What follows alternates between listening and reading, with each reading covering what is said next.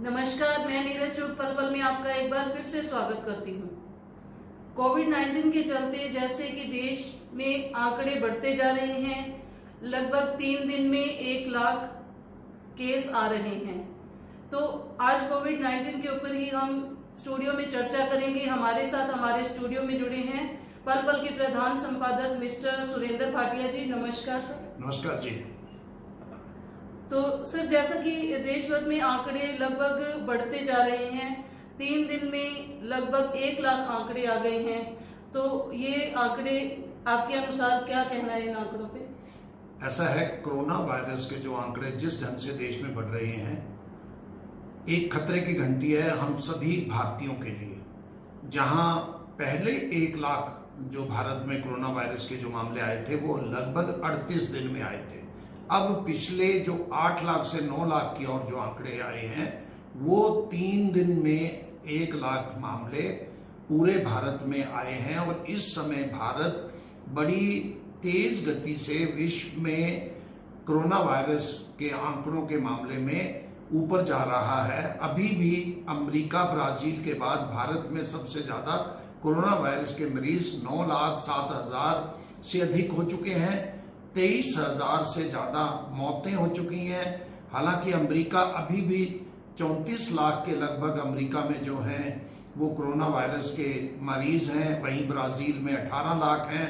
लेकिन भारत के बारे में ये कहा जा रहा था भारतीयों की जो इम्यूनिटी जो सिस्टम है वो बहुत मजबूत है और भारत में शायद इतना कोरोना वायरस नहीं फैलेगा। लेकिन सभी बातों को झुठलाते हुए यह आंकड़े इस गति से बढ़ रहे हैं कि देश के अनेक राज्यों ने दोबारा लॉकडाउन लगाने के लिए बातचीत आरंभ नहीं कर दी बल्कि लॉकडाउन लगाना आरंभ कर दिया है। अभी उत्तर प्रदेश ने 2 दिन का लॉकडाउन लगाया, अभी महाराष्ट्र के कुछ शहरों में 10 दिन का लॉकडाउन लगा और भी अनेक स्थानों पर लॉकडाउन के बारे में गंभीरता से विचार चल रहा है।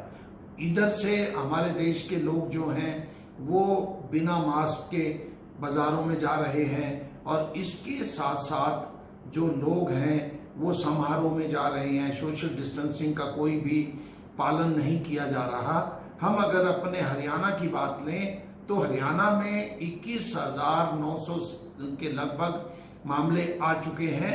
और सिरसा की अगर बात लें, जहां हम सिरसा में बैठे हैं, तो सिरसा में पिछले 7 दिनों में 70 से ज्यादा मामले आए हैं। एक दिन तो 20 आए, एक दिन 17 आए, एक दिन 12 आए, कल भी 12 मामले आए और आज भी 4-5 मामले जो हैं वो अभी रिपोर्ट हो चुके हैं। तो इस ढंग से हमें इन आंकड़ों को देखते हुए अपने आप को बचा कर रखना है। जैसा कि सरकार ने देश को अनलॉक कर दिया है और वहीं दूसरी तरफ परमिशन भी दे दी है कि मैरिज आदि के लिए, जैसे समारोह में इकट्ठे होने के लिए, लेकिन लिमिट तय कर दी है कि इतने लोग ही मैरिज में जा सकते हैं।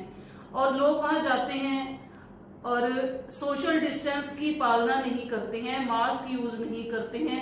क्या यही कारण है कि देश में केसेस बढ़ते जा रहे हैं कोविड-19 के? 100% ये जो मामले हैं इसीलिए बढ़ रहे हैं क्योंकि हम कानून की पालना नहीं करते। जैसा कि आपने कहा, ब्याह शादी के लिए सरकार ने, क्योंकि कुछ सामाजिक जिम्मेवारियां होती हैं, कोरोना वायरस पिछले 4 महीनों से चल रहा है, तो इसलिए सरकार ने 50 लोगों की एक बंदिश लगा के ब्याह शादी के लिए अनुमति दी। कुछ लोग अवश्य उसके अंदर कर रहे हैं, लेकिन कुछ लोग मेरे नोटिस में हैं जहां सैकड़ों नहीं, 1-2 शादियों में तो हजारों लोग भी इकट्ठे हुए, कोई सोशल डिस्टेंसिंग नहीं थी। हिसार का एक मामला है, एक ब्याह शादी के कारण 60 लोगों को कोरोना वायरस फैला है। अभी सिरसा इस मामले में बचा हुआ है, लेकिन कब कहां कोरोना फैल जाए इसके बारे में कुछ नहीं कह सकते। जहां पहले सरकार लॉकडाउन लगाती थी, अब सिरसा के व्यापारी सोचने लगे हैं कि हम दुकानों का समय कम कर दें, हम रविवार को दुकानें ना खोल लें। तो यह अवेयरनेस बहुत जरूरी है। हम लोग अगर कोरोना वायरस से बचना चाहते हैं तो हमें यह नियमों का पालन करना होगा, सोशल डिस्टेंसिंग रखनी होगी। ब्याह शादी में 50 लोगों की अगर अनुमति है तो हम 10-20 लोगों से ब्याह शादी भी कर सकते हैं।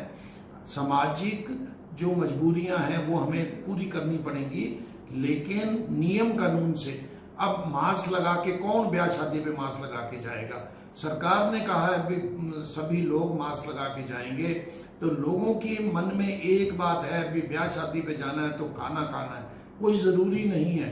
ब्याह दो जो लोगों के एक जो है जीवन का बंधन है, वहां अगर खाना नहीं भी परोसा जाएगा तो अच्छी बात होगी।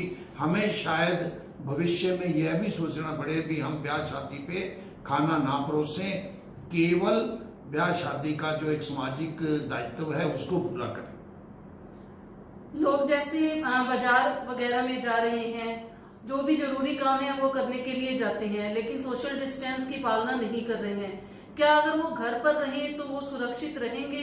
जो बाजार से सामान लाते हैं, सब्जियां, फल या दूध वगैरह, क्या उससे कोरोना उनके पास आ सकता है घर बैठे, या घर बैठे वो सेफ रह सकते हैं? ऐसा है, अगर हम सेफ्टी रखेंगे, अब सड़क पे दुर्घटनाएं होती हैं, लेकिन इसका अर्थ ये नहीं है भी सड़क पे ना जाएं, लेकिन आप अपनी गाड़ी पे जा रहे हो, अपनी साइड में चलाएं, सही ढंग से रहें। इसी प्रकार अगर घर में कोई सामान मंगा रहे हैं, आप सब्जियां मंगा रहे हैं, फ्रूट मंगा रहे हैं, तो उनको अच्छे ढंग से धोएं। उसके कई उपाय हैं, हमने भी उसके उपाय बताए हैं। आप गर्म पानी में धो सकते हैं, आप मीठा सोडा डाल के धो सकते हैं। दूध अगर आता है तो वो अच्छी तरह उसको बॉयल करें, जितना सामान्य बॉयल करते हैं उससे भी ज्यादा करें। इस ढंग से गर्म चीजों में कोरोना नहीं फैलता। हम अगर घर पे रहेंगे, बाहर निकलेंगे, मास्क लगाएंगे तो अवश्य सुरक्षित रहेंगे। हो सकता है 1-2 लाख मामलों में एक आधा व्यक्ति ऐसा भी हो जो कहीं बाहर ना निकले, उसको कोरोना हो जाए, लेकिन अधिकांश लोग सुरक्षित रहेंगे। तो अंत में मैं यही अपील करूंगा, आप अगर काम नहीं है तो घर से बाहर ना जाएं, और अगर जा रहे हैं तो मास्क लगाएं, सोशल डिस्टेंसिंग रखें। बचाव में ही बचाव है। अर्थव्यवस्था जरूरी है लेकिन जान भी जरूरी है, तो आप अपने काम करते हो।